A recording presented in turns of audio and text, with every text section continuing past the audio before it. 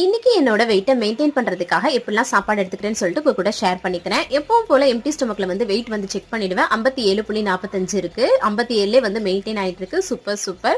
காலையில வந்து empty ஸ்டொமக்ல warm water மட்டும் தான் வந்து குடிச்சேன். காலைல பிரேக்ஃபாஸ்ட்டுக்கு இந்த ஃப்ரூட் அண்ட் நட்ஸ் போட்ட கெலாக்ஸ் முசோலி வந்து ஒரு சின்ன கிண்ணத்துல சுடுதண்ணில வந்து சேர்த்து எடுத்துக்கிட்டேன். அதுக்கப்புறம் ஒரு அரை ஆப்பிள், அதுக்கப்புறம் மரவள்ளி கிழங்கு வந்து அவிச்சிட்டு அதை வந்து லைட்டா நெய்ல வந்து ஷாலோ ஃப்ரை பண்ணி சாப்பிட்டோம்னா ரொம்ப டேஸ்டா இருக்கும். அப்படிதான் வந்து சாப்பிட்டேன். மதிய லஞ்சுக்கு தக்காளி சாதம், முட்டைக்கோஸ், கேரட், கேப்சிகம், அதுக்கப்புறம் கொஞ்சம் கீரை எல்லாமே சேர்த்து பொரியல், அது கூட வந்து ஒரு அப்பளம் வச்சு சாப்பிட்டேன். அதுக்கப்புறம் ஒரு 3:30 போல வந்து பாத்தீங்கன்னா இந்த பப்பாளி பழம் வந்து இதுல வந்து பாதி பப்பாளி பழத்தை நான் தான் வந்து சாப்பிட்டேன். லேடிஸ்க்கு ரொம்ப ரொம்ப நல்லது பப்பாளி பழம்னா, அதிகமா எடுத்துக்கோங்க. நல்லா இனிப்பாவும் இருந்தது.